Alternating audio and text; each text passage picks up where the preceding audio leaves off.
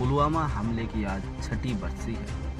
साल 2019 में एक आत्मघाती हमले में सीआरपीएफ के 40 जवान बलिदान हो गए थे। इस जघन्य आतंकी हमले के बाद भारत ने पाकिस्तान के बालाकोट में एयर स्ट्राइक कर जवाब दिया था।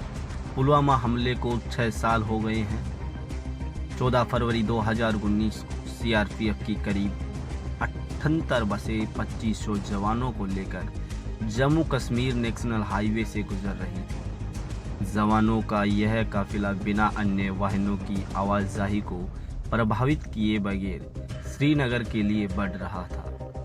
इस दौरान अवंतीपोरा के गोरीपोरा पुलवामा टेरर अटैक के पास विस्फोटक से लदी कार बसों से टकराई और एक जबरदस्त धमाका हुआ।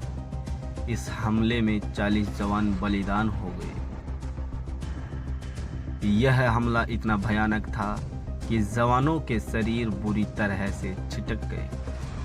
इस हमले के तुरंत बाद आतंकियों ने एक और चाल चली। जैसे ही धुआं छटा, आतंकियों ने जवानों पर फायरिंग करना शुरू कर दिया।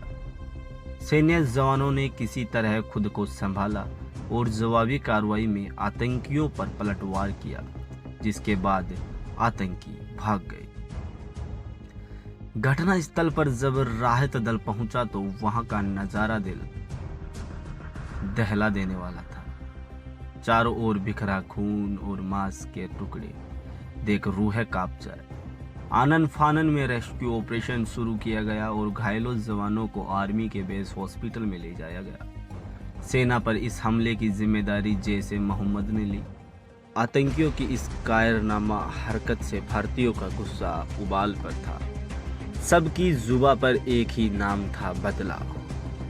14 फरवरी 2019 को पाकिस्तानी आतंकियों ने पुलवामा अटैक किया। इसके ठीक 12 दिन बाद तारीख 25 फरवरी 2025 की देर रात वायुसेना ने पाकिस्तान के बालाकोट में एयर स्ट्राइक की। भारतीय सेना के 300 विमानों ने आतंकियों के कैंप पर बम बरसाए। इस हमले में जाबांजों ने 300 आतंकियों को ढेर कर दिया। इस बालाकोट एयर स्ट्राइक के नाम से भी जाना जाता है। जिस आतंकी ने सीआरपीएफ के जवानों की बसों पर कार द्वारा अटैक किया, उस आतंकी की पहचान 22 वर्षीय आदिल अहमद डार के रूप में हुई।